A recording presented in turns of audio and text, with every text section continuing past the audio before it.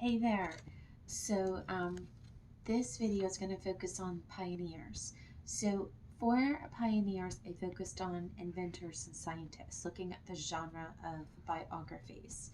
And you'll notice that there is interactive read alouds with Mayan, and then you'll see that there are some articles with text dependent questions.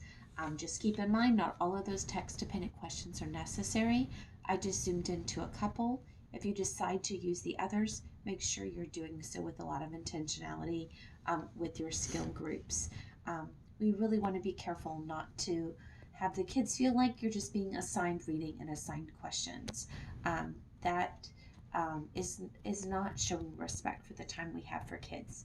Anytime that we come to the table with kids and we have a purpose for why we're revisiting a text and we have a purpose for our lesson, it's based on something we have noticed about them as readers. So whenever I start a guided reading group, I'll say, this lesson I think is really important because this is what I have noticed. So I think that's just some important thinking and some knowledge for you to keep in your head as well. Um, Pay close attention to their behaviors. Um, when you're doing skimming and scanning and you're releasing it to them to skim and scan, and you notice you still have a small group of students that still cannot form a question, maybe they need that skill group going back to that second grade standard of what those question words are. You can put the question words up: who, what, where, when, why, how, and have them practice using those headings and forming those questions using the question words. So use your observations of students and what you see them doing with what you've already done to make some intentional decisions of what happens at the guided table. You'll notice this week there's a mini performance task, but I thought it would be fun to handle this one a little bit differently. Why not handle it like a classroom blog? Go get some chart paper and start it out with maybe you and what the mini performance task is, and then have the kids put their name and a colon and have them do a little reflection each day. And you have this ongoing blog throughout the week where kids are reflecting. So with every whether it's interactive read aloud or shared text, they're thinking about a character trait and why that character, how that character trait helped that person be successful, and they're blogging about it. And that can be one of the stations that they go to during independent time. So they're all still working independently, reading or independently writing about their reading.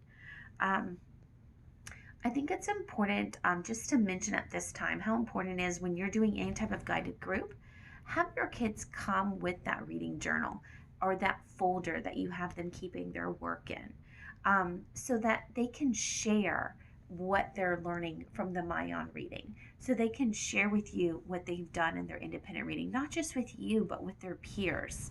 Um, if you aren't having time to do that in the guided group, then really try to make sure you're allowing yourself time to do that during your planning time that you have.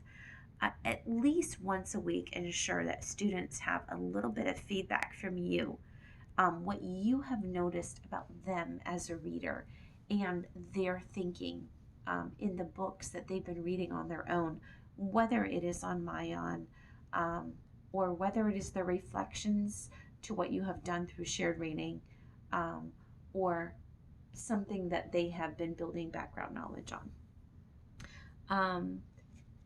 The other thing, let me just see if there was anything else I wanted to mention to you from the pioneers.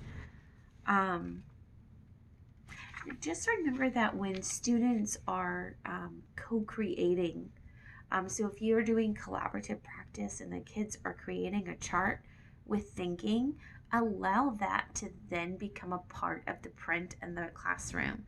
So set up a display for that great thinking each week. I think it's important that the kids start to see their own thinking represented in the room. So whether it's on the anchor charts that you're co-creating together, but also on the anchor charts that they have created with their peers that are going up on display. And that just helps create that synergy in your classroom amongst learners. And I'm thinking that that's all that I had to share for this week. So look forward to the next 3 weeks coming out soon.